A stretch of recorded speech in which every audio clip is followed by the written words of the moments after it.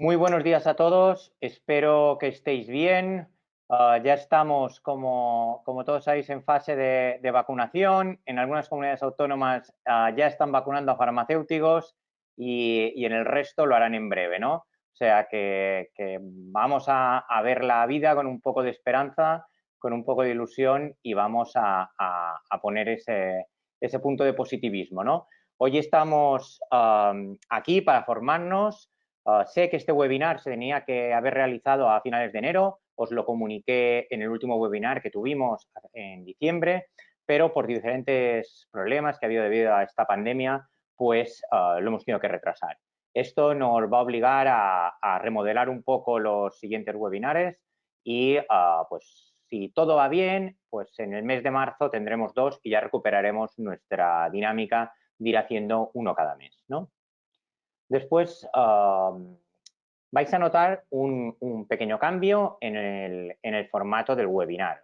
Como ya sabéis, yo ya os comenté en los últimos webinars que íbamos a intentar, pues por una petición que nos habéis hecho vosotros, llevar el audio de este webinar a un formato podcast, ¿no?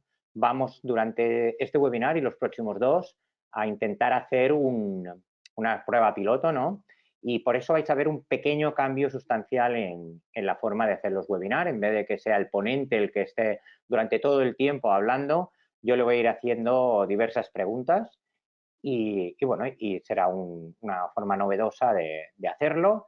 Vamos a ver si nos funciona, si nos sale bien, si lo podemos exportar y vamos a intentar a ver si os gusta a vosotros, que luego con vuestro feedback pues lo podremos saber.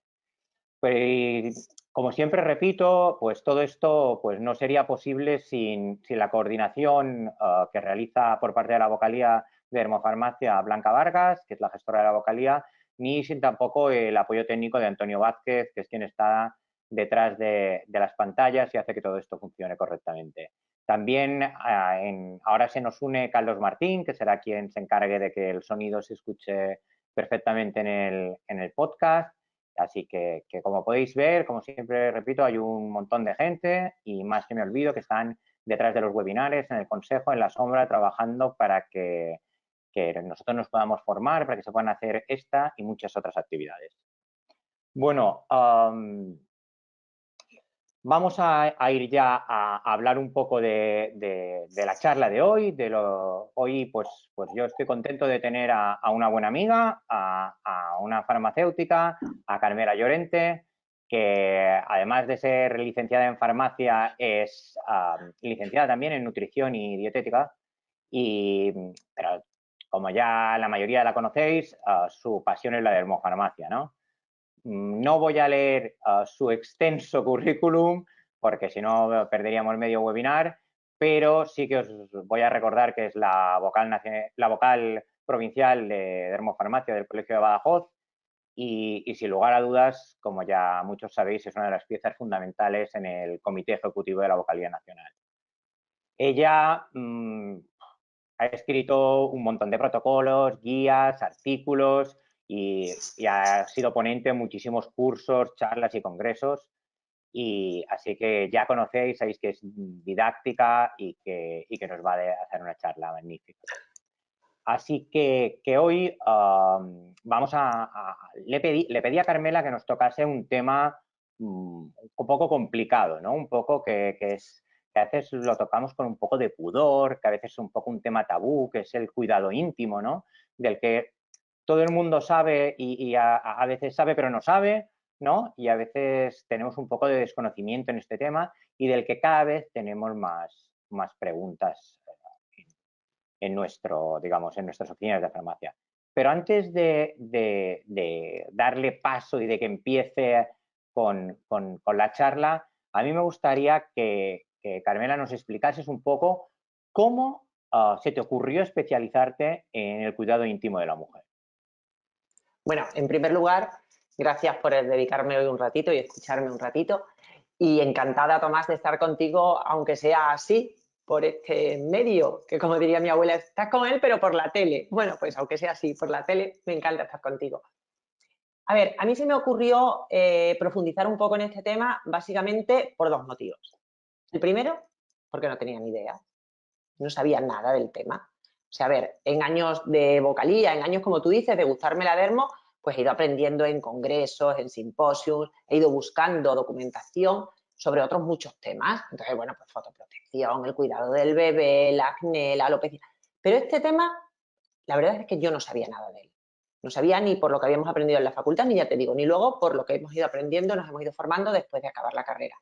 Y luego, por otro lado, yo encontraba que me llegaban como muchas consultas a la farmacia sobre este tema. Las consultas, la verdad es que están, en cierto modo, justificadas, que vengan a la farmacia a pedir consejos sobre este tema, porque la mujer que padece una sintomatología vaginal se encuentra un poco perdida. Lo primero, que es muy general, o sea que yo no diría que el 100% de las mujeres han padecido o padecerán en su vida una patología vaginal, pero si no es el 100%, francamente se aproxima. Pero luego, como digo, es que esa mujer se encuentra un poco como diciendo, ¿a dónde voy a pedir consejos sobre esto? No porque en el abanico de especialidades médicas no esté cubierto, que está al revés. Yo creo que está como más cubierto de la cuenta y hay varias especialidades que pueden abordarlo. Pero la usuaria no sabe a dónde dirigirse. Entonces, yo veo que una paciente de la farmacia se nota, no sé, un eczema en la espalda y pide cita en el dermatólogo. La paciente de la farmacia que se nota unos desarreglos en su menstruación, dolorosa, abundante, pide cita en su ginecólogo. Pero la paciente de la farmacia, que para que nos entendamos, tiene picores ahí, ¿a dónde va? Claro, porque ella piensa, pido cita al dermatólogo y me presento al dermatólogo y lo primero que hago es me subo la falda hasta los hombros. Buf, el dermatólogo me echa de allí a empujones, ¿sabes? Qué pudor, qué miedo, ¿qué hago? Y luego, por otro lado, al ginecólogo, ir solamente a un picor, a una molestia, a un malestar. Es que es como tan poca cosa que tampoco pensamos que merezca la pena ir al dermatólogo. Entonces, en medio, ahí piensan, pues ¿sabes a dónde voy? Voy a mi farmacia. Que hay esos chicos tan majos, que los conozco de siempre, que me tratan fenomenal y que allí en un rinconcito les cuento lo que me pasa. Y entonces, ese posible pudor que decíamos al principio, que se tiene por esta patología, por el miedo a que la asocien a falta de higiene, a promiscuidad, a... Bueno, pues ese pudor en la farmacia pues parece ser que no lo tienen. Y entonces yo por eso quise un poquito indagar en el tema y formarme un poquito más. Y espero que con esto de hoy, como tú dices que me has metido en un embolado fino, colega, o sea que el temita se las trae, que ya he tenido bastante vacile de vaya tela, debutar hablando así de una cosa como esta, pues yo lo que voy a intentar es, quitándonos ese tabú y quitándonos ese pudor, pues que nos queden los conceptos claros, que lo abordemos así como de entenderlo todo y de asimilarlo todo y, bueno, y podamos dar el consejo formadas y con fundamento desde nuestra oficina de farmacia. Muy bien, o sea, estamos totalmente de acuerdo en que en general hay mucho desconocimiento, pero bueno, como me ha quedado claro que tú eres la experta y que yo soy aquí el que quiere aprender, pues te dejo, tú dime por dónde quieres empezar, por dónde crees que es por dónde tenemos que empezar a abordar este tema tan complicado que te he pedido yo a ti. A ver, yo aunque quede así un poco raro decirlo, yo empezaría por el mapa del tesoro, Tomás. Todas las mujeres pensamos que conocemos perfectamente nuestra anatomía íntima. Los hombres también lo pensáis, que la conocéis perfectamente. Pero yo me he llevado la sorpresa de que, hablando con compañeras farmacéuticas, de repente he comentado algo y me han dicho, no me digas, eso es así, pero eso es, ¿sabes? Y entonces yo he dicho, bueno, pues creo que debemos de empezar eso, debemos empezar presentando el tema desde eso, desde el mapa del tesoro. Entonces creo que lo primero que debemos hacer es abordar cómo es la morfología vulvovaginal. Entonces, a ver, dentro del aparato reproductor femenino hablaremos de los órganos más externos, que son al final lo que nos toca abordar desde la vocalía de dermofarmacia. Entonces hablaremos de la vulva y la vagina. Y en la vulva podemos diferenciar 4 partes. La primera sería el monte de Venus, que es una eminencia de piel con tejido adiposo, cubierta de vello y que termina aproximadamente en la zona inferior del abdomen. En su interior se encuentran los labios mayores, que son 2 repliegues de tejido fibroadiposo que por delante están separados y hacia atrás terminan uniéndose delante justo del ano. En su interior se encuentran los labios menores. Bueno, los labios mayores diremos que están cubiertos de un vello más ralo de lo que estaba cubierto el monte de Venus y que tienen gran cantidad de glándulas sebáceas, o sea, sudoríparas, ecrinas y apocrinas. Los labios menores ya no tienen vello, son también dos repliegues de piel que comienzan en la parte delantera unidos formando el capuchón del clítoris. En la zona media, en su interior, albergan la salida de la uretra, un poquito más atrás el vestíbulo de la vejiga y terminan unidos a los labios mayores justo delante de donde está el ano. Y por último, eso que hemos dicho, que forman los labios menores en su parte delantera, el capuchón del clítoris. Bueno, pues el clítoris es un órgano francamente interesante. Eso que vemos del clítoris es solamente la mínima punta del iceberg. Ríete tú del iceberg de Titanic comparado con esto. O sea, el clítoris realmente, comparado con ese poquito que se ve, realmente mide entre 8 y 10 centímetros. Es un órgano de gran tamaño, que consta de tejido eréctil, con nervios, con músculos, que se encuentra abarcando el tubo de la vagina. El clítoris es un chollo. El clítoris es el único órgano del cuerpo humano, y no digo del cuerpo humano femenino, digo del cuerpo humano en general, que su única utilidad es dar placer.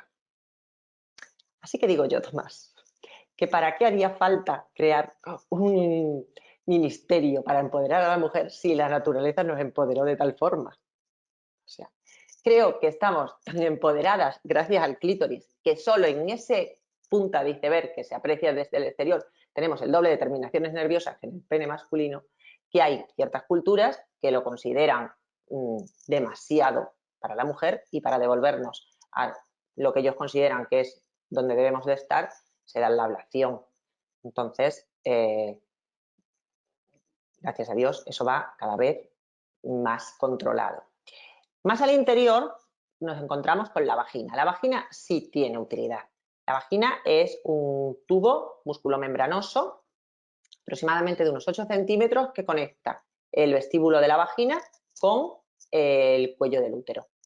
La vagina tiene como función formar parte del canal del parto, es el receptáculo del pene y del semen en el coito y sirve como conducto para excretar los fluidos en la menstruación.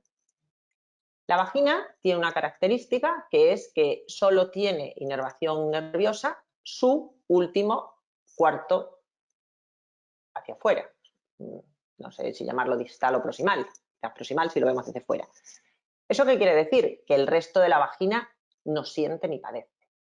¿Para qué nos sirve? Pues nos sirve para llevar puesto un tampón, las chicas, sin notarlo. Y nos sirve para tener un segundo hijo sin recordar el parto del primero como la cosa más terrible del mundo, porque imagínate si eso sintiese desde arriba hasta abajo.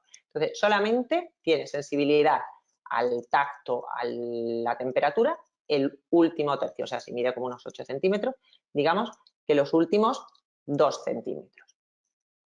La vagina ya hemos conocido su morfología, hemos conocido su función. La vagina tiene muy curioso que tiene capacidad de proteger su sistema. Tiene una defensa propia. Esa defensa se basa en 3 pilares. El primer pilar es una barrera física por la descamación de las células epiteliales de la vagina. Las vas perdiendo y evitan la proliferación. El otro factor que sirve como defensa es el pH. La vagina presenta un pH ácido. Ese pH ácido se debe básicamente a que el nivel alto de los estrógenos favorece la producción de glucógeno por las células epiteliales de la vagina. Ese glucógeno metaboliza ácido láctico que hace que ese pH baje. Y el pH pues ronda entre 3,5 y 4,5 en la vagina. Y por último, la microbiota vaginal. La microbiota vaginal está básicamente formada por lactobacillus que compiten por el sustrato y por los puntos de anclaje con otros microorganismos que serían oportunistas y que podrían colonizar la vagina. Además, los lactobacillus en su metabolismo producen agua oxigenada y ácido láctico que también favorecen que ese pH esté ácido en el medio. ¿Qué ocurre? Que estas circunstancias no son estables. Estas circunstancias de descamación, pH y microbiota varían a lo largo de la vida de la mujer. Entonces, no encontraremos la misma protección vaginal en una etapa de la vida de la mujer y en otra. A ver, Carmela, un tema. Vamos a detenernos en este punto porque, bueno, la parte de morfología creo que ha quedado clarísima, la has explicado muy bien, pero hay una cosa a mí que me ha sorprendido, ¿no? Por lo que acabas de decir, entonces estamos hablando de que el pH y la flora vaginal de la mujer varían a lo largo de toda la vida. ¿Esto es así? ¿Es correcto? Sí, varían a lo largo de la vida de la mujer. El pH, hemos dicho que está directamente relacionado con la producción de estrógenos. Y la producción de estrógenos no es estable a lo largo de toda la vida de la mujer. En la infancia, la producción de estrógenos es muy baja y entonces encontramos que el pH será prácticamente neutro y la flora bacteriana es mínima. ¿Qué ocurre? Que con el paso de los años la niña llega a la adolescencia y en la adolescencia se dispara esa producción de estrógenos. Y al aumentar la producción de estrógenos, hemos dicho, el pH desciende, el epitelio vaginal se engrosa, también habrá más descamación y más protección por ahí y más producción de glucógeno y ácido láctico en consecuencia, y la microbiota aumenta. Incluso en el embarazo se ve aumentada la microbiota y luego, pues ya desgraciadamente llegamos a la menopausia y en la menopausia nos encontramos con que de nuevo el nivel de estrógenos desciende y al descender el nivel de estrógeno encontramos de nuevo el pH aproximado a 7 y la flora bacteriana mínima en la vagina. Entonces, a ver, hacemos como un poco un círculo, empezamos con poca protección, mejora, también son los años de vida de la mujer con más actividad sexual, con más riesgo de infecciones y luego consideran que a partir de la menopausia, bueno, pues que desciende ese riesgo y desciende la protección natural. Esto ha sido lo que he dicho al final. Resumiendo, es en la infancia ausencia hormonal, el pH prácticamente neutro, durante la edad fértil los estrógenos favorecen que el pH descienda y que aumente la flora vaginal y durante la menopausia, de nuevo, la ausencia hormonal hace que el pH vuelva a subir a 7. ¿Qué ocurre? Que no solo el paso de los años afecta al pH de la piel, hay otros factores que también afectan al pH de esta piel vaginal. Entonces, por ejemplo, los tratamientos antibióticos. ¿Quién no ha visto en su farmacia una paciente que después de un tratamiento antibiótico le aparece una infección vaginal? Bueno, pues es eso, es que los antibióticos, entre otras cosas, han podido alterar ese pH. Una diabetes mal controlada, micosis previas, que también afecten a la vagina y que también desencadenen eso, que el pH no esté bien controlado. Un cuerpo extraño dentro del útero de la vagina, como puede ser un DIU. Las duchas vaginales, yo no sé si vosotros sois mucho más jóvenes que yo, pero yo recuerdo que cuando acabé la carrera aquello de las duchas vaginales era una cosa que se vendía muchísimo. Ahora creo que estamos como un poco más en desuso y entonces no hay que hacer a lo mejor tanto hincapié y tanto recordatorio sobre ellas. Pero las duchas vaginales están contraindicadas porque deshacen toda esa barrera defensiva que hemos hablado que tiene nuestra vagina. Y otra cosa que puede alterar el pH vaginal es el semen. El semen tiene un pH básico. Bueno, pues después de una eyaculación puede que nuestro pH vaginal se vea alterado. ¿Y qué efectos causa que el pH se altere? Bueno, pues causa efectos por cambios en el flujo, causa prurito, causa escozor, causa sequedad, causa molestias al orinar y causa muchas veces dolor en las relaciones sexuales, dispareunia. Entonces, creo que es importantísimo conservar esa flora vaginal, debe ser nuestro gran objetivo, y mantener el pH lo más próximo posible al pH que sirve como defensa de nuestra vagina. Muy bien. Creo que tanto la morfología vulvovaginal como las variaciones de pH y sus consecuencias nos han quedado clarísimas.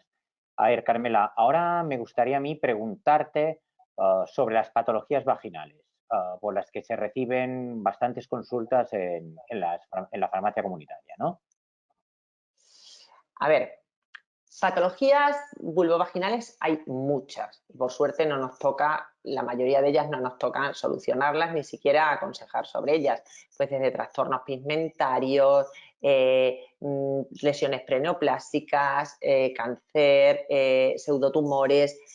Realmente en la farmacia sobre lo que podemos actuar, sobre lo que debemos aconsejar, son sobre las vaginitis. Las vaginitis pueden ser infecciosas o inespecíficas, de causa un poco, no desconocida, pero no causadas por una infección. Dentro de las infecciosas encontramos causadas por parásitos, que es Trichomonas vaginalis, el responsable de esa parasitosis, causadas por bacterias y causadas por hongos. La del parásito no es tan normal que nos toque atenderla, pero la de por hongos, por bacterias y la vulvovaginitis específica son las que con más frecuencia vienen a consultarnos en la oficina de farmacia.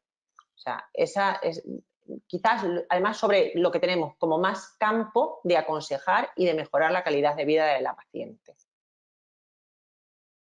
Vale, pues por lo que nos cuentas, tanto la vaginitis bacteriana y la vulvovaginitis candidiásica, pues serían las dos patologías vaginales más consultadas en la farmacia comunitaria. Explícanos, por favor, cuando tenemos el caso de que venga una persona, pues cómo las podemos diferenciar, qué diferencias tienen estas dos patologías. A ver, ese es el quid de la cuestión. O sea, aunque las dos cursan con vaginitis, con inflamación, sí que hay unos criterios que nos pueden servir fácilmente para diferenciar una de la otra. La infección por cándidas, la vaginosis por cándida, es muy característico el flujo.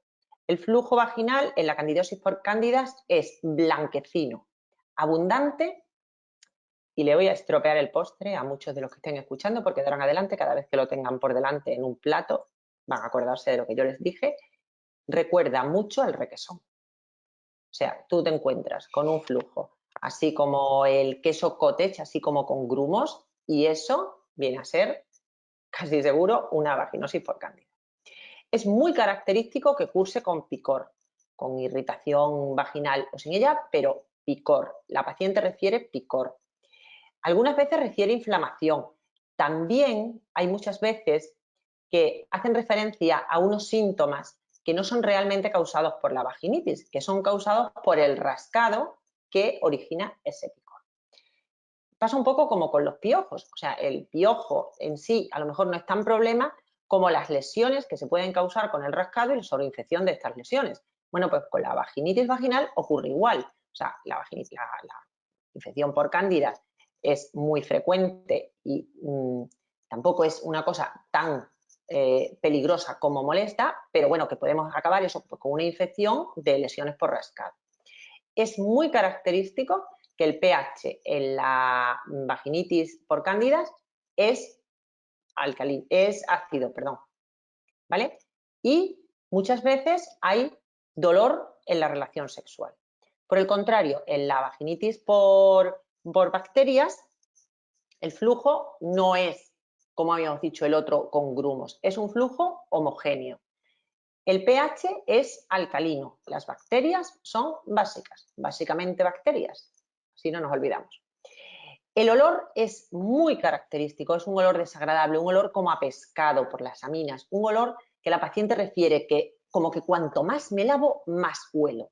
Bueno, pues eso es muy característico de las vaginosis bacterianas. No suele haber picor, es muy raro que haya picor y también es raro que haya molestias en las relaciones sexuales. Entonces, con estos criterios creo que es bastante fácil poder diferenciarlas. Aún así, vamos a un poquito intentar ahondar en la vulvovaginitis. Entonces, diremos que la vulvovaginitis por cándida es al final una colonización de la vagina por el género cándida, que realmente es un hongo que vive sobre nuestra piel. Es un hongo que cualquiera de nosotras ahora mismo le hacen un cultivo y fácilmente tenemos cándidas en la vagina. Lo que pasa es que aprovechan unas situaciones favorables para proliferar más de la cuenta. Entonces, el cándida lo tenemos en la boca y nos causa aftas, lo tenemos en los pliegues de la piel y son cuando nos aparecen esas lesiones por hongos. En el culete de los niños, en una dermatitis del pañal, se dan también infecciones por cándida. O sea, la infección por cándida es frecuente y ya digo, suele estar presente en la mayoría de las vaginas, pero el problema está si prolifera. Dentro de las vaginitis por cándida podemos encontrarnos distintos niveles, por así decirlo. Entonces, una vulvovaginitis no complicada sería donde nosotros realmente podríamos actuar. Es una paciente que es inmunocompetente, o sea, que está perfectamente de salud, que no tiene ningún otro problema. Es una vulvovaginitis esporádica, se le ha presentado de forma ocasional, a lo mejor tuvo otra hace tiempo, pero... Y los síntomas son leves o moderados.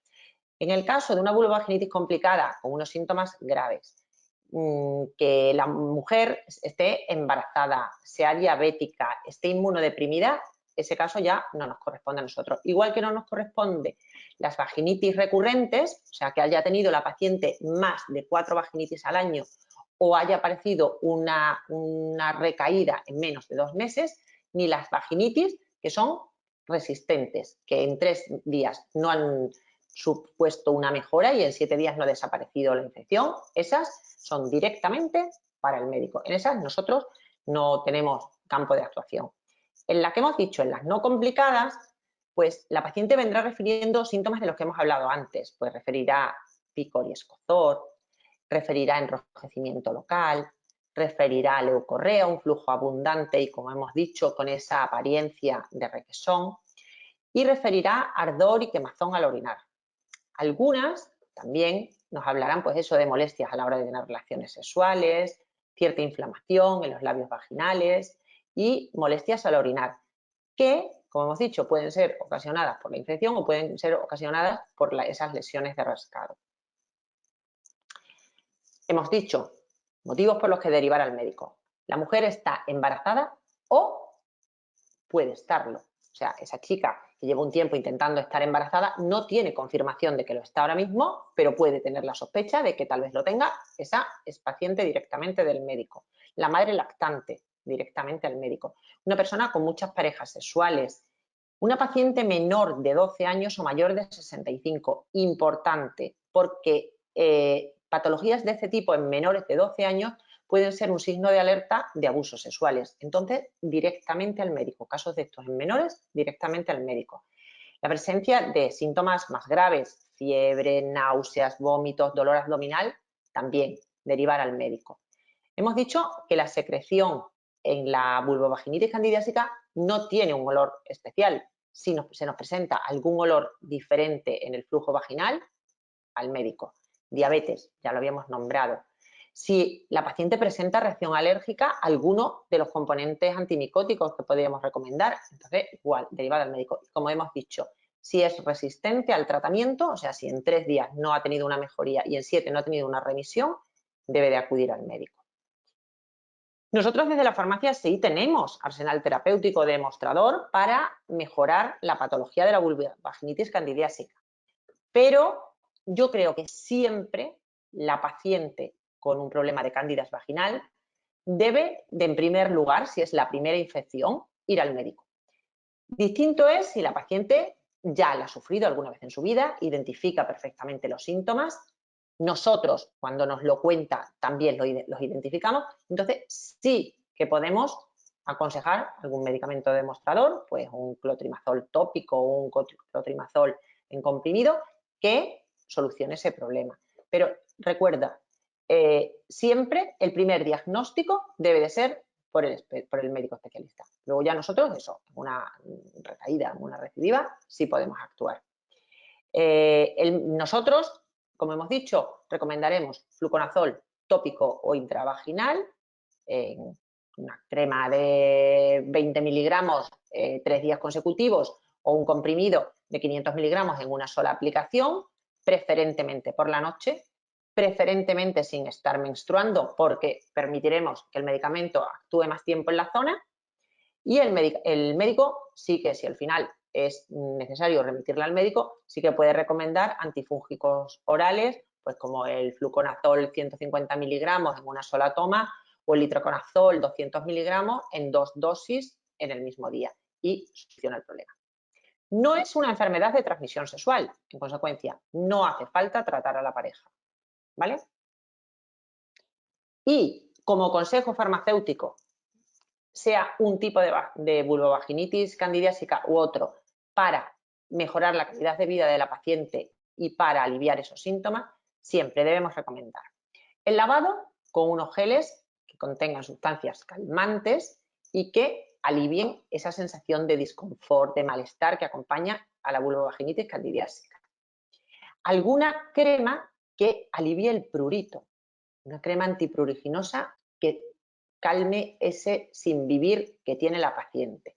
Y por último, terapia probiótica oral o vaginal que recupere esa flora bacteriana responsable en gran medida de que el pH esté regulado y de que estén controladas las infecciones vaginales. Esto sobre vulvovaginitis candidiásica. Sobre vaginitis bacteriana, pues al final es una invasión de bacterias, generalmente del género Gardnerella y otras anaerobias, que aprovechan que los lactobacillus de nuestra flora están en menor número, el pH está básico y pueden proliferar. O sea, aprovechan ahí las circunstancias y invaden.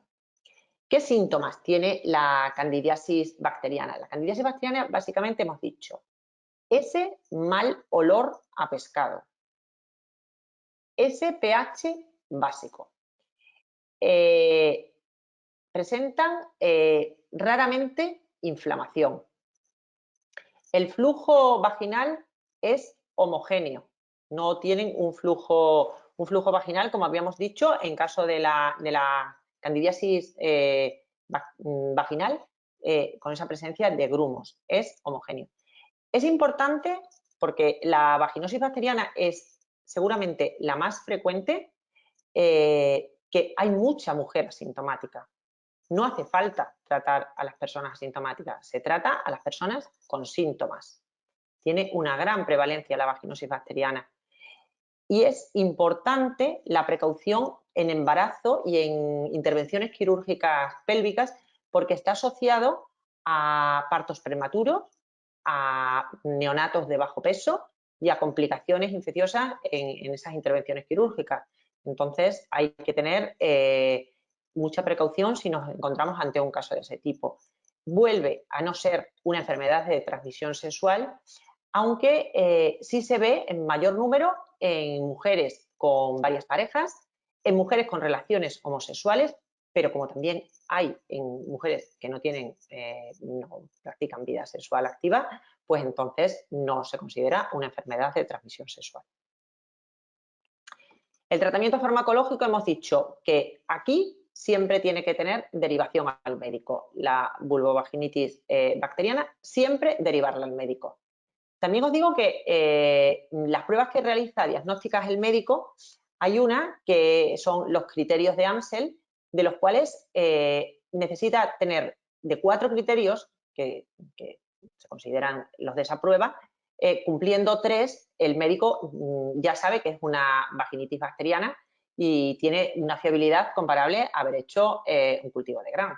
Entonces, de esos, que son presencia de células epiteliales con cocobacilos, el pH por encima de 4,5, el flujo vaginal homogéneo y el olor fuerte como a pescado causado por las aminas, nosotros desde la farmacia y contándonoslo la paciente identificamos 2, o sea, solo nos haría falta confirmar un tercero para saber que es una vaginosis bacteriana.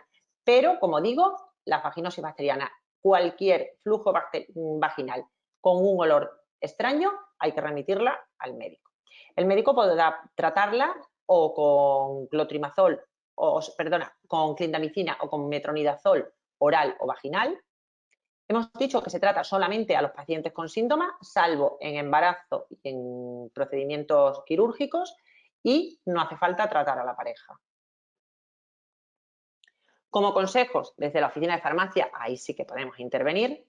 pues es muy importante, como hemos dicho, que estas bacterias colonizan la vagina en unos momentos en los que no está nuestra flora bacteriana perfecta. O sea, nosotros teníamos un bosque de lactobacillus, ha habido unas circunstancias que nos ha mermado la flora y en ese tejido, en ese campo despoblado de vegetación, han crecido otras bacterias. Nosotros tenemos que repoblar con las plantas buenas, con nuestros lactobacillus, para que esté asegurada la defensa de nuestra vagina.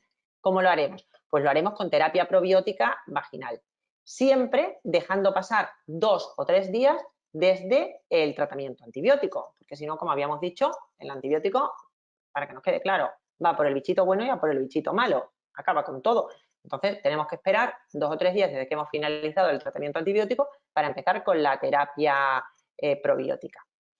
Podemos recomendar también higiene con soluciones que mejoren, con soluciones con pH ácido, porque hemos dicho que las bacterias para crecer, para proliferar, buscan un pH alcalino. Si conseguimos, utilizando unos geles de pH ácido, disminuir ese pH un poco, pues también se lo pondremos más difícil a las bacterias. Y en este caso, en caso de infección bacteriana vaginal, está recomendado la abstinencia sexual o tener sexo con preservativo. Creo que nos ha quedado muy claras las dos diferencias y te agradezco mucho que hayas hecho hincapié sobre todo en los temas de derivación al médico, porque creo que son bastante importantes. Hablamos siempre desde el consejo de la capacidad que tiene el farmacéutico de ayudar, de la capacidad que tiene el farmacéutico de aconsejar, de apoyar, pero la parte diagnóstica es una función que no nos corresponde a nosotros, sino que corresponde a los médicos, ¿no? Bueno, porque esta pregunta ha sido larga, pero yo recuerdo que al principio, cuando estábamos hablando de patologías, cuando has hecho un poco la estructura de las patologías, has hablado de vaginosis no infecciosas, creo que lo decías así, y ¿puedes explicarnos cuáles serían, en qué consisten las que no son infecciosas? Sí, a ver, no todo es infección en la vagina. Hay también otras situaciones que también alteran ese bienestar que debemos tener. Entre las vulvovaginitis inespecíficas, que era como le llamábamos, realmente existen vulvovaginitis irritantes, por irritantes. A ver, ahí sí que tenemos mucho campo de actuación los farmacéuticos, porque como dije al principio, esa complicidad que tenemos con la paciente nos puede servir para hacerle preguntas, a ver, un poco íntimas, pero que nos las van a contar en confianza y que nos van a servir para ayudarla. Entonces, hay que tener localizadas las molestias. No es lo mismo tener un picor en la vulva, en los labios mayores, que una cosa que ya sea eso en ese primer tercio de vagina. Entonces, eso ya nos indica otra cosa. Hay que indagar un poco sobre la historia personal y sobre el tipo de higiene. ¿Por qué? Porque, a ver, vamos a imaginar. Llega una paciente a la farmacia y me cuenta, bueno, pues mira, Carmela, estoy muy molesta. O sea, tengo pues la zona vulvar con unas molestias que no sé tampoco cómo definirlas, pero voy al baño y al hacer pis como que es irritante el pis y estoy con un disconfort. Bueno, a ver, bueno, pues, cuéntame un poco, pero ¿a partir de cuándo? Bueno, pues no sé, a partir de este lunes o así. Ah, vale. ¿Y qué ha cambiado? ¿Qué has hecho diferente?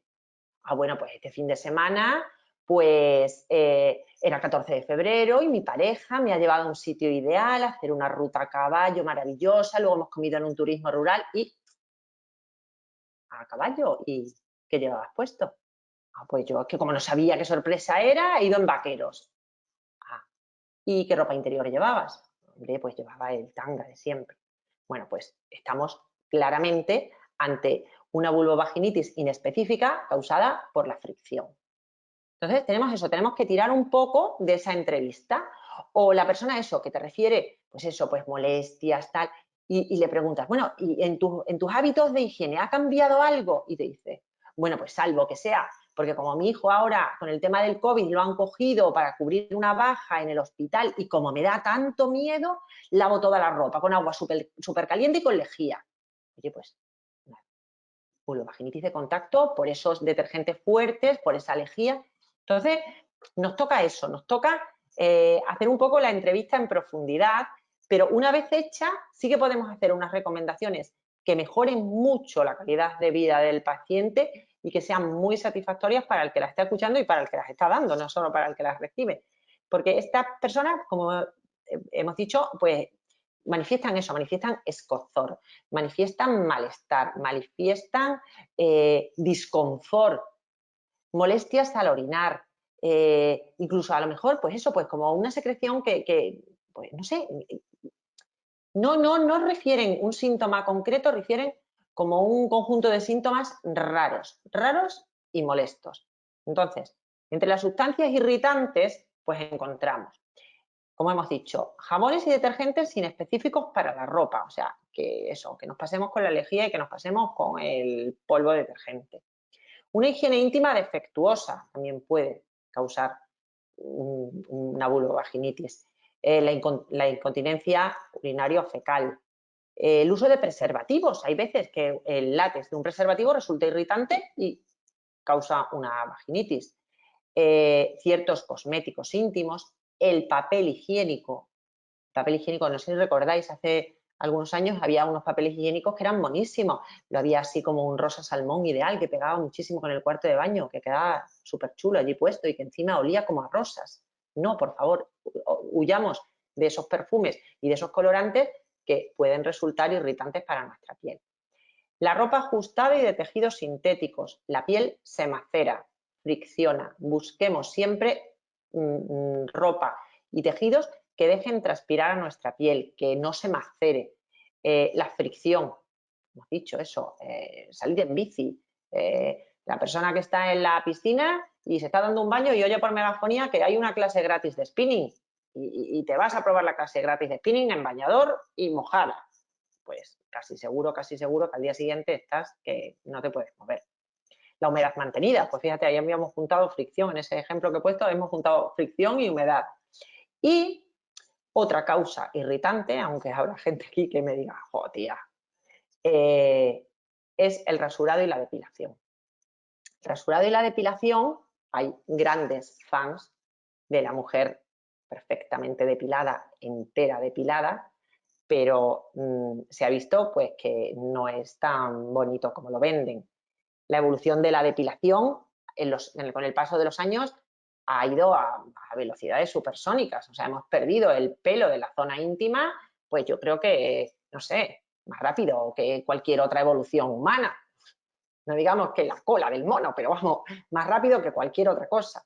Si no nos ponemos en querer visualizar esa zona y cómo ha evolucionado la falta de pelo, pues imaginemos los bañadores. Solo con imaginar el bañador de hace, no sé, de principios del siglo XX, que eran unos pololos hasta la rodilla con esas calabazas atadas a la cintura y al poco tiempo ya aquello subió y se hizo una faldita, subió un poco más y se hizo ese bañador recatado de nuestras madres. Subió un poco más el bikini de lacito a cada lado y queda ahora pues ese tanga de perlas maravilloso que sacan en el desfile de Victoria's Secret, pero que debe ser incomodísimo. Entonces, a ver, el rasurado y la depilación por sí sola pueden ser inductores de una vaginitis por irritantes.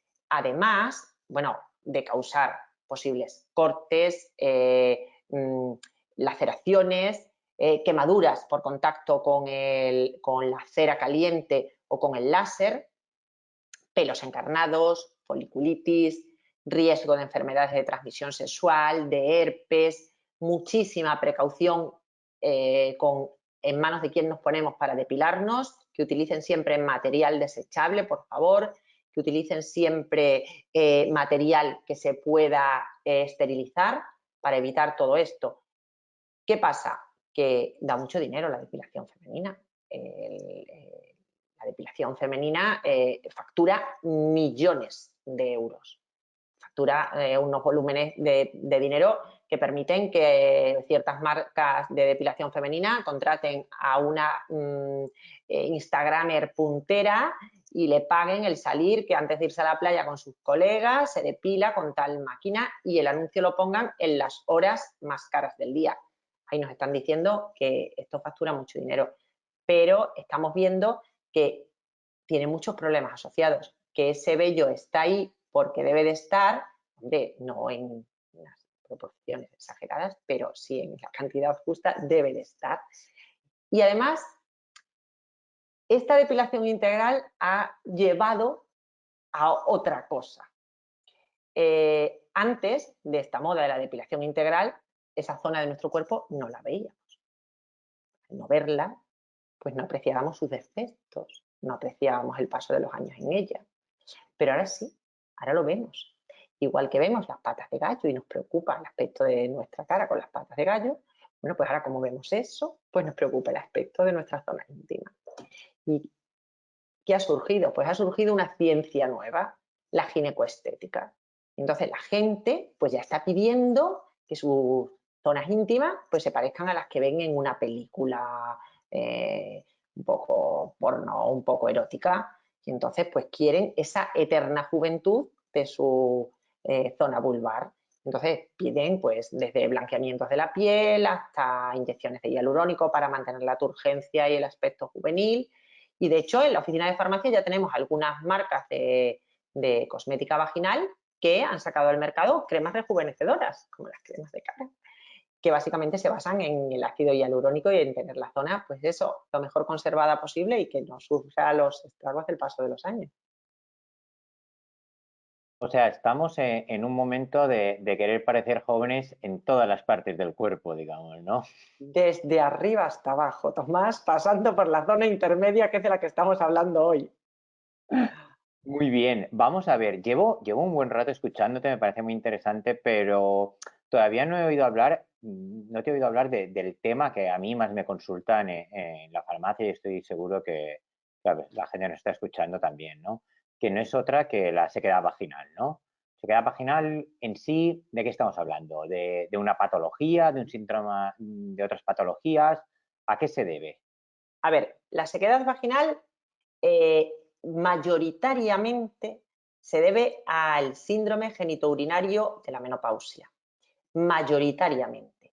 La sequedad vaginal es una falta de flujo vaginal, un déficit de flujo vaginal. El flujo vaginal es un flujo que se produce en el cuello del útero y que sirve para mantener toda la vagina hidratada y en perfecto estado. La lubrica, pero sobre todo la hidrata. Es acuoso, importante recordarlo, pegajoso y transparente, con aspecto como de clara de huevo. Y todos los símiles los estamos haciendo con comida, me estoy dando cuenta. Su cantidad varía, igual que hemos dicho que el pH varía a lo largo de la vida de la mujer, la cantidad de flujo varía a lo largo del ciclo menstrual. No lo confundamos con la lubricación producida en las glándulas de Bartolino. Las glándulas de Bartolino son unas glándulas que están entre los labios menores y que esas sí se estimulan con la excitación sexual y esas sí son solamente lubricantes. El flujo vaginal es hidratante también y entonces el flujo vaginal no es tanto por un estímulo externo, sino que lo estamos produciendo de forma relativamente constante, haciendo más cantidad o menos cantidad dependiendo del momento que estemos del ciclo menstrual. Tiene función de limpieza por arrastre de todo lo que puede y hidratación, como hemos dicho, de la zona. ¿Qué pasa? Si desciende la cantidad de flujo vaginal, pues percibimos sequedad en la zona, percibimos dolor durante las relaciones sexuales, percibimos picor, ardor, pero ese síndrome realmente viene provocado por, como habíamos dicho al principio, un descenso de la producción de estrógenos a partir de la menopausia, que conlleva el adelgazamiento de la pared vaginal y el déficit de flujo. Como hemos dicho, se llama síndrome genitourinario de la menopausia. ¿Qué problemas asociados puede llevar? Pues te haces más sensible a infecciones vaginales, te haces más sensible a infecciones de orina, te puede provocar al final problemas de pareja porque las relaciones sexuales son molestas. Incluso podemos encontrar úlceras o fisuras en la pared vaginal si con esa sequedad intentamos mantener relaciones sexuales.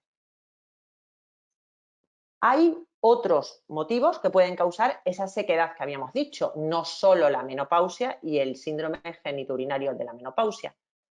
Hormonales, la menopausia. Hormonales, la extirpación de los ovarios o la quimioterapia o radioterapia pélvica. Perdón. Hormonales también es ciertos medicamentos que interfieren en las hormonas. Yo recuerdo que, pues no sé, cuando tenía como 27 años así, me hicieron una extirpación de un quiste en un ovario y durante un tiempo, un periodo limitado de tiempo, me provocaron artificialmente una menopausia con medicamentos que interfieren en las producciones de hormonas, me provocaron pues como una mini menopausia. Yo tenía mis sofocos, yo tenía mi sequedad, yo tenía todo lo que se tenía en menopausia, menos la edad, que tenía 27 años.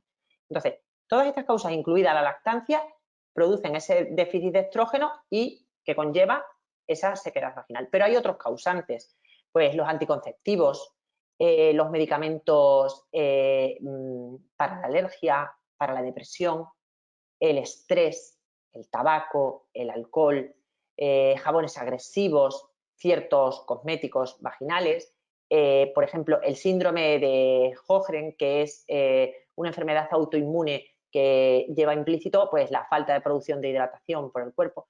Entonces, hay muchos causantes para esta patología, por eso es tan frecuente, pero en su mayor porcentaje la encontramos causada por la menopausia.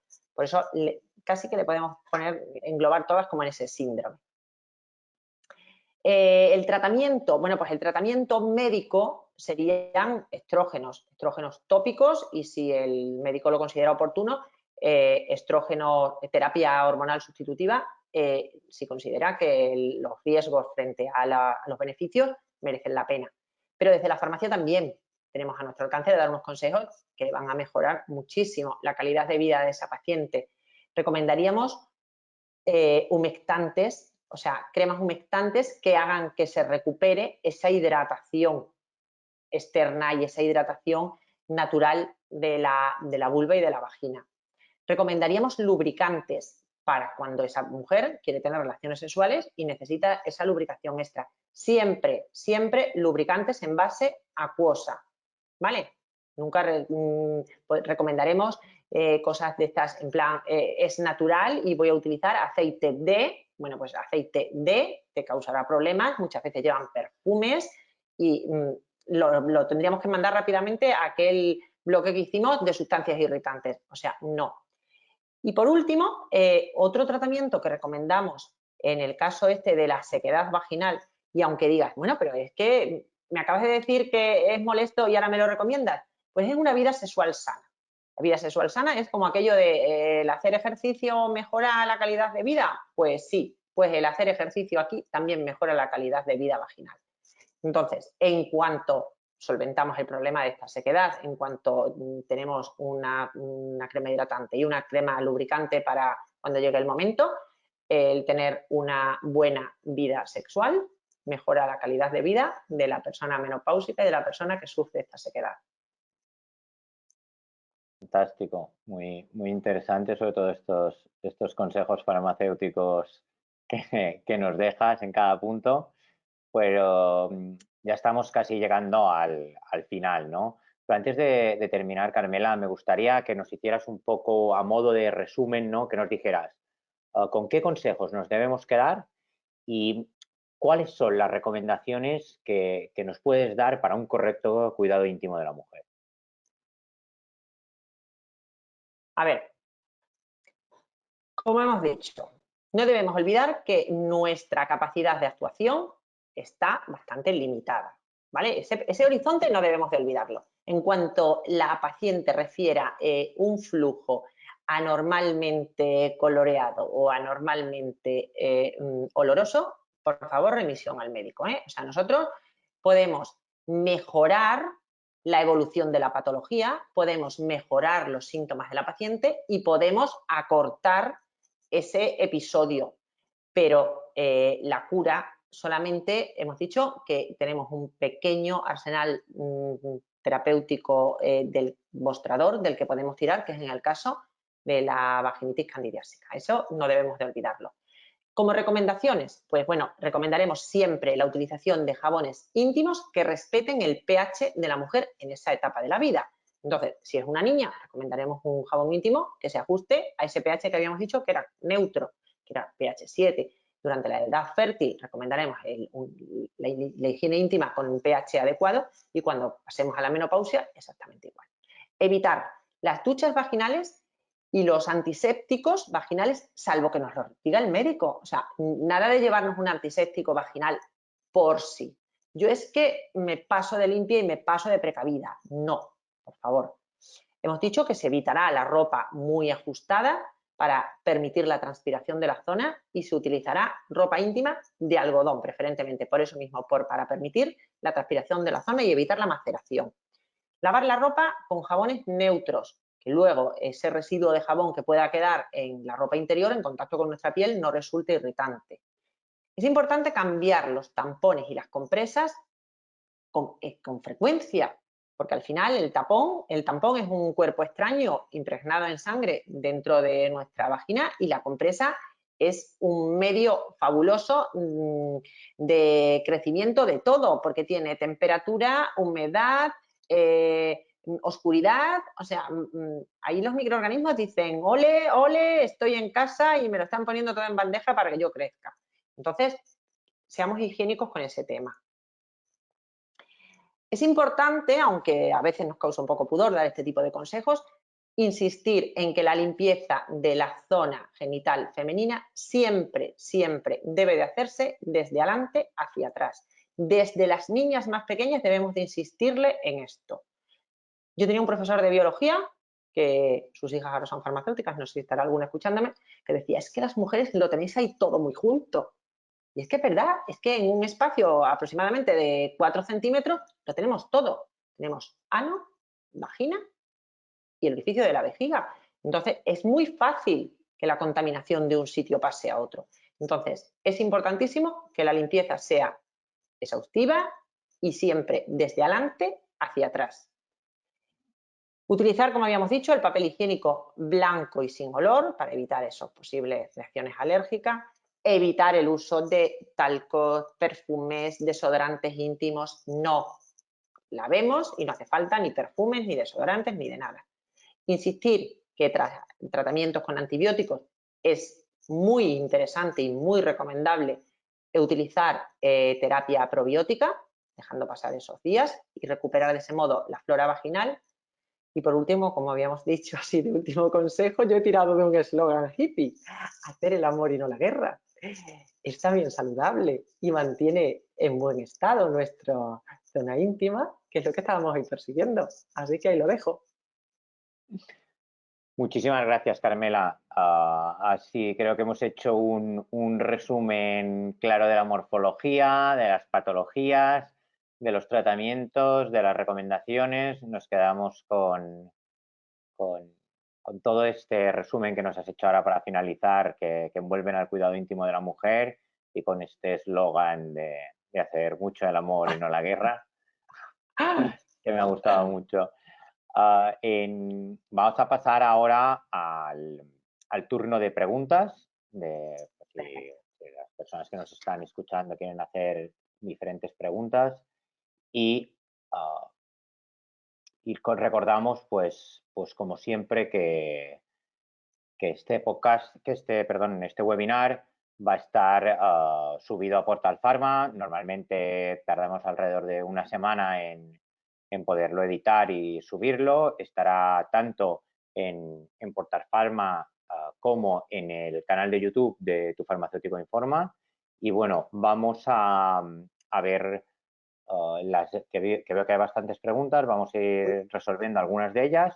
Si veo que alguna se queda, pues como ya hemos hecho en otros casos, pues se responden aparte y se cuelgan en Portal Pharma junto al webinar, se cuelgan allí y con un documento de respuesta a las preguntas, ¿no? Vamos, un momento. Nos preguntan a ver si hay que recomendar diferentes jabones íntimos en función de la edad y la etapa en la que nos encontremos. Sí, lo he dicho y creo que es muy aconsejable. En principio, cuando se puso de moda un poco el comercializar productos específicos para la higiene íntima, cuando salieron los primeros al mercado, había un producto para la higiene íntima. y intentaba respetar el pH ácido de la vagina en la edad fértil. Pero ahora que empieza a haber demanda de cuidados íntimos, además de la edad fértil, en la menopausia y en niñas más pequeñas, siempre debemos buscar que ese pH sea el ajustado. O sea, si yo tengo un gel lavante vaginal, o sea, íntimo, para mí, con un pH 3,5 o 4, no lo debe de utilizar si tengo una niña que tenga 7 u 8 años, aunque utilice mi cuarto de baño. O sea, ella debería tener el suyo, y de no tener el suyo, mejor no utilizar ninguno, porque vamos a forzar una alteración del pH que no nos interesa.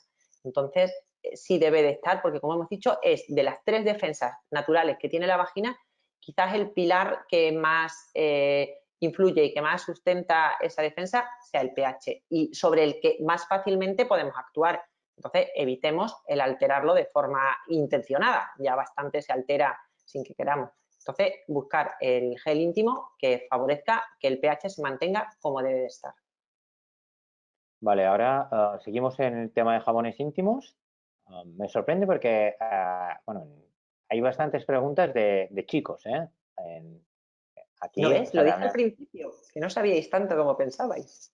no, yo creo que ha sido muy interesante, que has sido muy clara en tus explicaciones, así como sueles ser tú, pero creo que es un tema que es también información, porque muchas veces es un tema que tocamos muy poco, que muy pocas veces lo pasamos rápidamente, el tema del cuidado íntimo de la mujer, que en algunas ocasiones pues tenemos más, incluso los hombres, como más pudor a la hora de hablar de estos temas con las, con las personas que vienen a la oficina de farmacia, y se ha visto durante mucha época un momento, te paso con la chica, con la farmacéutica, que hable contigo, pues de mujer a mujer, como si fuera, y no tiene que ser así, porque somos profesionales sanitarios y tenemos que estar, hombres o mujeres, especializados en el cuerpo humano en todas sus partes, ¿no?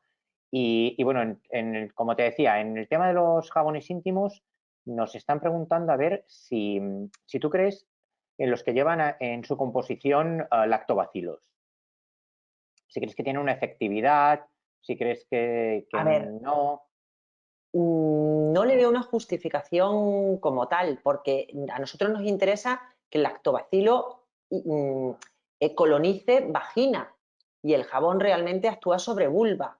O sea, salvo que introdujeses el jabón en vagina, que no es su indicación, no le veo la lógica. A ver, muchas veces al formular queremos que la fórmula sea redonda, o sea, que tenga todo lo que puedes necesitar, y que encima comercialmente sea una novedad.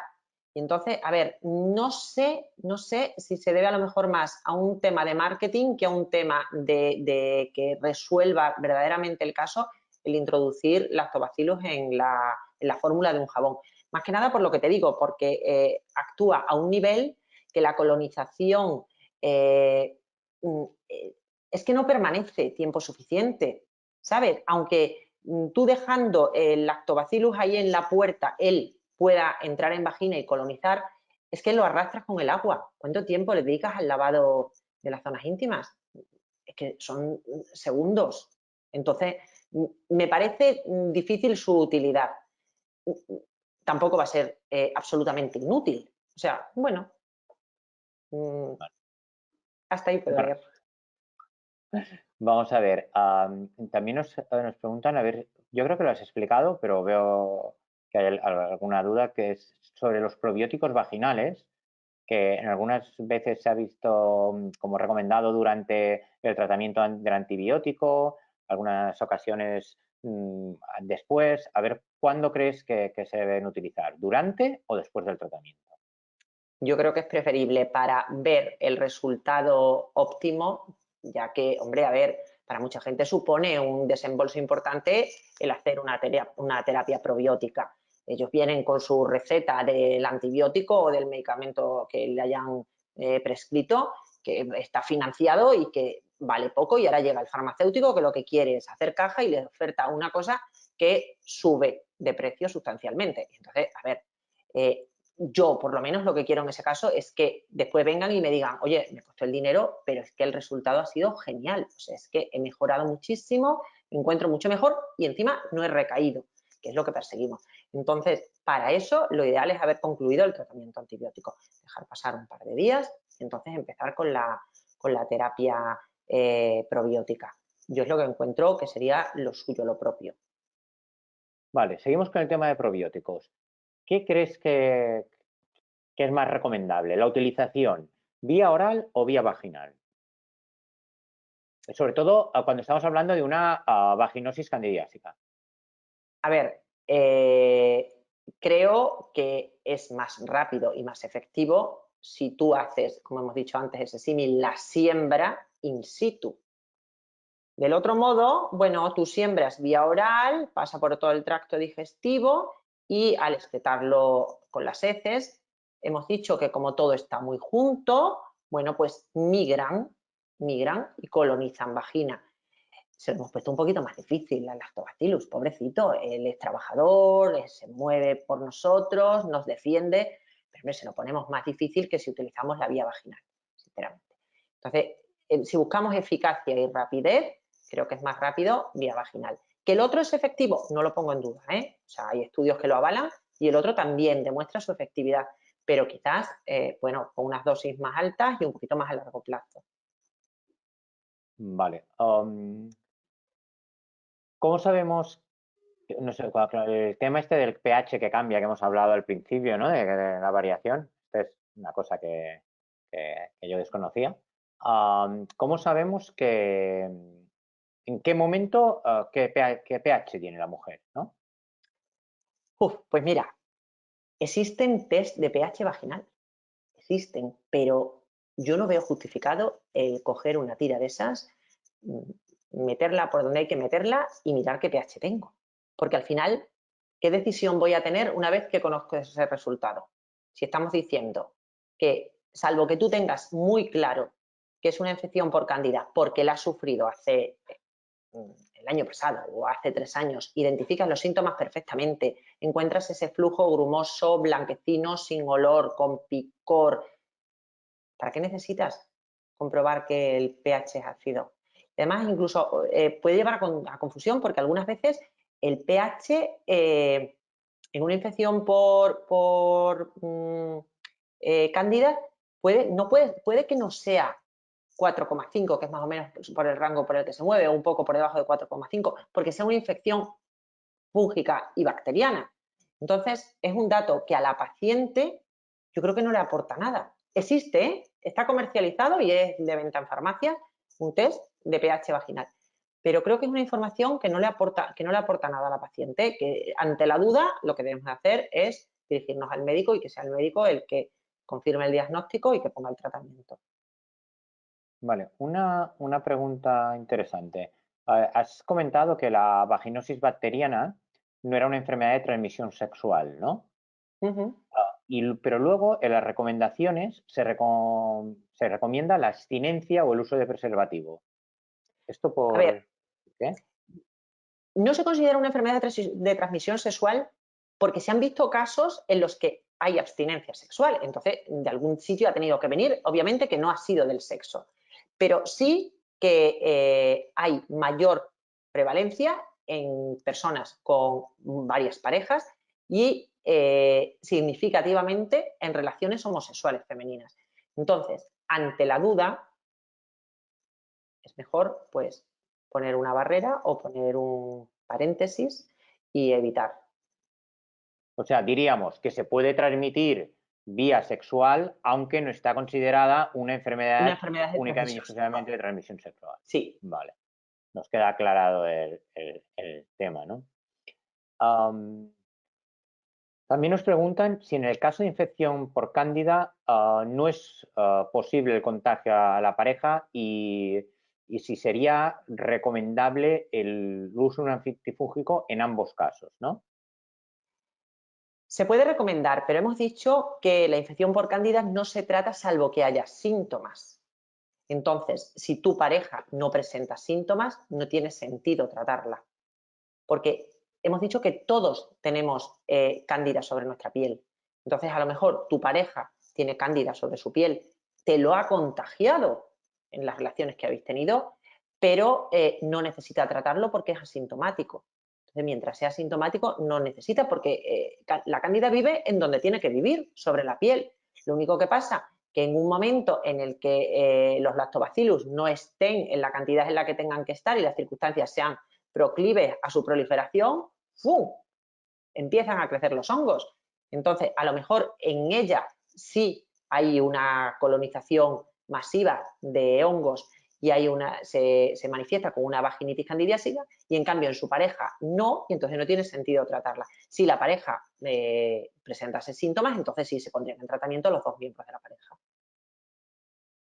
Vale. En este caso no digo nada de la abstinencia sexual, porque como molesta, ya casi que te abstienes porque el cuerpo te lo pide, ¿sabes? O sea, recomendable también sería, y de igual modo, pero es que es muy molesto tener relaciones sexuales cuando se sufre una candidiasis por cándida, o sea, una candidiasis vaginal, y entonces ya el cuerpo directamente te dice, deja, que ya volverá la vida a la normalidad cuando esto se pase. Vale, en modo resumen digamos, de probióticos, a ver, tanto en el tratamiento de candidiasis vaginal como de vaginosis bacteriana, la recomendación de los probióticos orales o vaginales, sobre todo hemos dicho más vaginales, tendría que ser a los 3 días después de haber terminado los tratamientos, ¿verdad? Sobre todo en la bacteriana. En la vaginal no, en la vaginal puedes empezar desde ya, en la bacteriana no, en la bacteriana debes empezar porque si estás haciendo un tratamiento que va a acabar con la vida, por así decirlo, de esas bacterias, puede afectar también ese intento que estás haciendo de repoblar tu flora bacteriana. En la otra, pues no, porque en realidad lo que estás poniendo es un antimicótico que al lactobacillus pues tampoco le va a hacer tanto. Entonces, en el caso de la candidiasis sí que podrías empezar con los probióticos antes. En la otra sí, en la otra con un tratamiento para la candidiasis bacteriana sí que yo recomiendo dejar pasar unos días. Vale, vamos a ver, nos preguntan alguna recomendación de probióticos.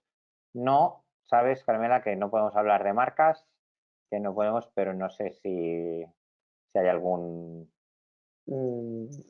probiótico con No, lactobacillus y... es eso, al final, básicamente la flora bacteriana está constituida por lactobacillus, entonces, bueno, pues unos que tengan así varias cepas y listo, no podemos hablar. Vale, vamos a ver, ¿se recomendaría el uso de probióticos vía vaginal durante el embarazo? El tema del embarazo, a ver, en principio así no le veo mayor problema, pero ¿sabes qué ocurre? Que es que durante el embarazo no se testa nada. Pasa igual que con los bebés neonatos, con las madres lactantes, quien se ofrece a que hagan un experimento contigo y seas el conejillo de Indias que prueba este medicamento mientras estás embarazada. Entonces, no hay estudios. Consultarlo al médico. Yo creo que nosotros no nos debemos de meter en ese pantano. Eso, el farmacéutico, como hemos dicho, aborda estas patologías en una persona que tenga su sistema inmunitario perfectamente, no esté embarazada, no sea diabética, como hemos dicho, ni siquiera piense que lo puede estar, no que tenga confirmado el embarazo. O sea, nosotros nos ocupamos de esos casos en los que creo que sí podemos meternos, pero yo no haría ninguna recomendación al respecto, remitiría al médico en el caso de un embarazo. Muy bien. Ahora ya es como una pregunta que te dije que no le iban a hacer cuando salió el tema del cuidado íntimo, que es el tema de si son mejores las copas menstruales o a los tampones y compresas, sobre todo también por el tema de fricción, la zona. A ver tú qué opinión tienes. A ver, es cierto que la copa menstrual tiene muchísimos adeptos, cada día más, adeptas, cada día más. Yo creo que el uso de la copa menstrual tiene básicamente dos justificaciones. La primera es económica, porque si hiciéramos unos números y vemos lo que gastamos a lo largo de nuestra vida fértil en compresas y tampones, es un dinero interesante, y como tengas 2 o 3 hijas en edad de menstruación, pues la economía se puede ver un poco resentida solamente en ese tema. Y por otro lado es un tema ecológico. La cantidad de residuos que producimos las mujeres a lo largo de nuestra vida en compresas y tampones suponen toneladas de residuos muy altamente contaminantes que atascan las alcantarillas de las ciudades, que contaminan mares, Entonces, desde el punto de vista económico y desde el punto de vista ecológico, veo que está muy justificado el uso de la copa menstrual. Aparte de eso, desde el punto de vista sanitario, la justificación, pues tampoco la veo. O sea, veo que sí, que económicamente y sobre todo ecológicamente está absolutamente justificada. A mí me parecen horribles esas escenas en las que ves el colector de un alcantarillado de una gran ciudad europea o americana y que sacan con palas de esas de tractor toneladas y toneladas de residuos de compresas y de tampones que arrojamos al váter o que arrojamos a la basura. Es un horror.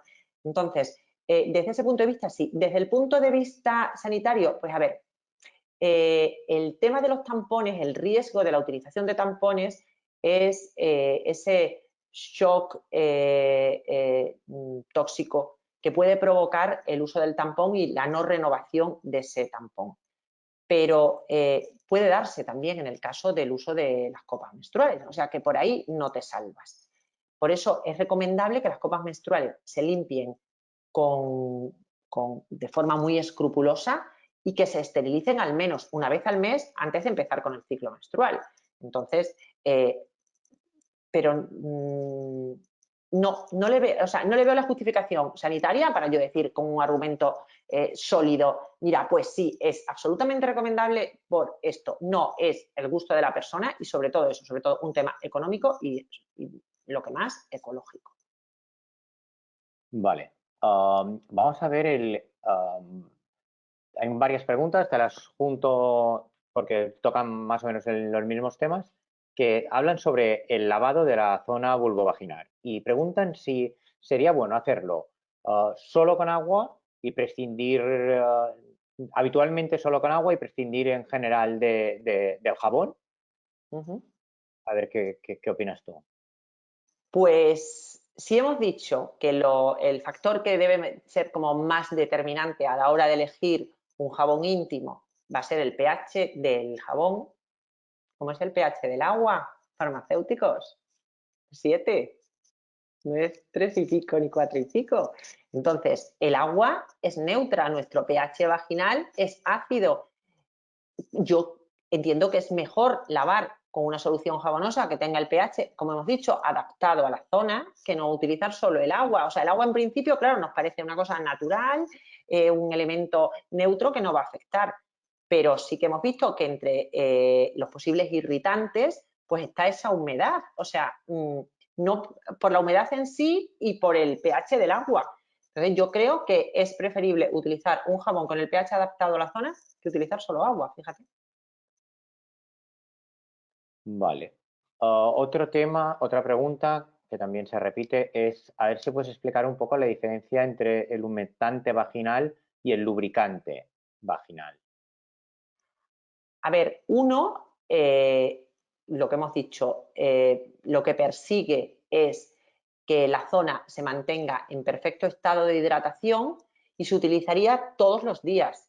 El hidratante vaginal, ese humectante vaginal, se utilizaría todos los días, porque esa piel es como cuando tenemos una sequedad en la piel después de haber tomado el sol, o sea, tenemos una sensación de tirantez, una sensación de incomodidad dentro de nuestra propia piel, que sí, ubicada ahí en esa zona, pero es esa la sensación que podemos llegar a tener con una sequedad vaginal. Entonces, eso lo tenemos que solucionar a diario. Y entonces, a diario aplicamos sustancias hidratantes que mantengan ese estado de bienestar de la piel, ese buen funcionamiento de la piel, esa función barrera de la piel y restablezca la humedad natural de la piel. ¿Qué pasa? Que en circunstancias excepcionales, como son las relaciones sexuales, en las que va a haber una fricción adicional, en el que va a haber un rozamiento extra, necesitamos un lubricante que facilite esa relación sexual. Entonces, ahí sí que vamos a necesitar ese otro plus de lubricación que lo utilizaríamos a la hora de tener la relación sexual. No nos sirve ese lubricante para utilizar todos los días porque no nos va a aportar esa sensación de hidratación que le pedimos al hidratante de uso diario. Entonces, son dos cosas diferentes que cada una tiene su función, que puede ser que una persona en edad fértil, pues por relaciones sexuales repetidas, necesite lubricación adicional y no por eso necesita un hidratante, ¿vale? O una persona que no mantenga relaciones sexuales, pero que la vida diaria le resulta muy incómoda esa sensación de sequedad que percibe y que necesite un hidratante vaginal sin necesidad de una lubricación. Entonces, son dos productos diferentes, cada uno adaptado a lo que va a solucionar. Vale, otra pregunta nos pedía ver si después de la menopausia cualquier jabón neutro valdría o sería mejor utilizar algún específico.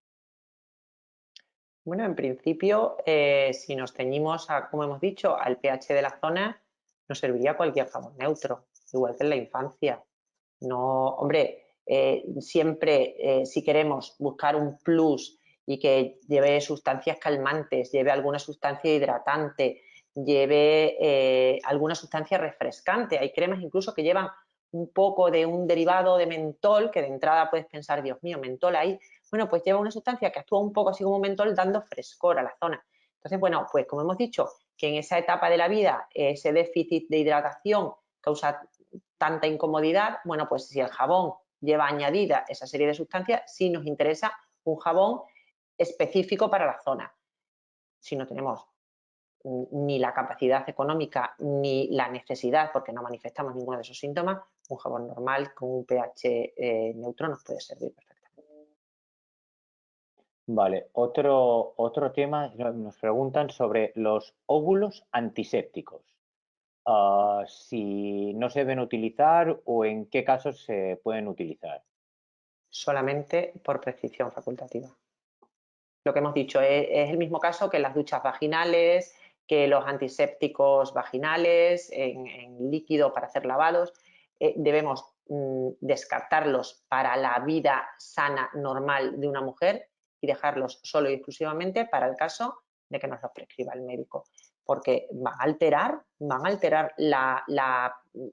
el bienestar de nuestra vagina y no tenemos necesidad. O sea, ¿por qué le vamos nosotros a introducir ahí una cosa que no le va a beneficiar en absoluto? No debemos de pasarnos en soy más aséptica y más antiséptica que nadie. No lo necesitamos. Nuestra vagina está perfectamente protegida, perfectamente limpia, como hemos dicho, con la descamación de las paredes, con el arrastre del flujo, con el pH y con nuestra microflora, como para no necesitar que utilicemos antisépticos, salvo que vivamos una circunstancia específica y que tengamos la recomendación del médico. Vale, nos preguntan a ver si la higiene íntima debe empezar ya en el bebé o ya en la niña, a partir de qué edad, si se utiliza en un bebé, si es que se tiene que utilizar el mismo gel que en niña. La utilización de una higiene íntima, a ver, pues como utilizar un jabón que fuese de cuerpo entero con un pH 7, que es como es la vagina, el pH de la vagina de la infancia, no nos haría falta un producto específico. La pregunta viene a ser similar a lo que me has hecho sobre la menopausia. Si la niña sufre algunas circunstancias, bueno, pues es como muy sensible, le molesta mucho, suda mucho y entonces le pica, bueno, pues sí, pues entonces podemos comprar un jabón más específico que lleve eso, que lleve alguna sustancia calmante o así. Pero si no, el pH vaginal en la infancia es 7, con que utilicemos el mismo gel del cuerpo que se adapte a ese pH y lo utilicemos también para la zona íntima. Eso sí, siempre recordando que desde bebés tenemos que limpiar el culete desde adelante hacia atrás en las niñas, desde bebé. Esa es una costumbre que sí que debemos adoptar para siempre todos, desde delante hacia atrás.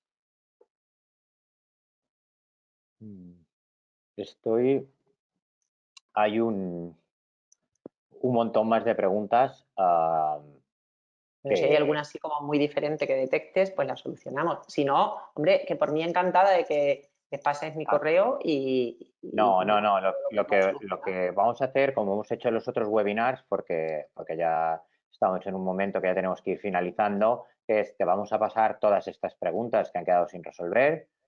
Blanca Vargas, la gestora de la vocalidad de Hermofarmacia, te pasará estas preguntas para que tú, por favor, las intentes resolver en el plazo de esta semana y Perfecto. cuando colguemos el vídeo, pues colgaremos el documento con todas estas preguntas, porque hay algunas que se repiten mucho.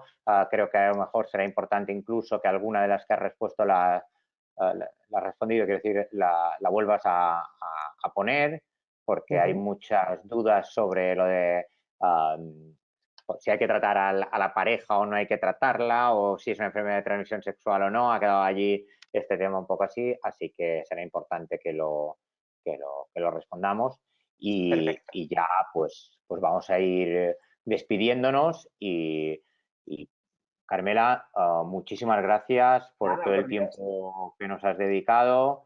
A todos los que nos habéis escuchado, espero que os haya gustado y muchísimas gracias por estar conectados, por seguir estas formaciones y como ya sabéis, y por si hay alguien que no había estado anteriormente en otros webinares, pues esto pues va a quedar colgado tanto en Portal Pharma como en el canal Tu Farmacéutico de YouTube y yo lo vamos a anunciar cuando esté pues también por redes sociales de que ya está. Carmela, no te lo he comentado, pero ha habido muchos mensajes, ya te los pasaremos, que Ah, vale. nos agradecen la charla, que te dan la enhorabuena, que te agradecen que haya Bueno, sido tan clara. Así eso es lo que que espero, haber salido airosa, porque, como dije al principio, la prueba era difícil, porque el tema era un poquito así complicado de abordar sin meter la pata, sin ofender, sin pasarme a lo mejor de eso, que el tema era difícil. Pero bueno, espero haber salido airosa y sobre todo haber acercado los conocimientos de este tema a la gente y que todo el mundo haya sacado algo positivo y se vaya habiendo aprendido algo que puede serle, como hemos dicho, útil para su vida personal y sobre todo para dar el consejo luego en la oficina de farmacia. muy bien, pues nada, muchísimas gracias y nos vemos el 10 de marzo, que vamos a tener otro webinar. Ya os puedo anunciar que vamos a tener un webinar sobre alopecia. En esta ocasión, el webinar va a venir acompañado de una campaña, de un protocolo, de una infografía sobre alopecia que está desarrollando el equipo que dirige Virginia Ortega, la vocal de Hermofarmacia de Granada. Pues vamos a tener este protocolo que ya tanto Carmela Gemerrerías y yo hemos estado revisando. Y bueno, creo que va a ser una charla interesante. Alopecia es un tema que yo creo que está también en boga de todos, que tenemos muchas consultas en la oficina de farmacia y para ello va a ayudarnos a esclarecer, a darnos el webinar y esto, un tricólogo bastante conocido por muchos de vosotros. Los que no le conozcáis, pues os animo a que lo escuchéis y disfrutéis de él, que se llama, que es el doctor Sergio Bañó. Yo Así también que os nos animo, vemos. ¿eh? Sí, sí. Sí, los que le hemos escuchado sabemos que ¿sabes? Es un tío muy didáctico, que explica muy bien las cosas, que no tiene pelos en la lengua y que al que se le van a hacer todas las preguntas y va a contestar clara y abiertamente, ¿no? Y así que os esperamos el próximo 10 de marzo. Un abrazo a todos y hasta luego.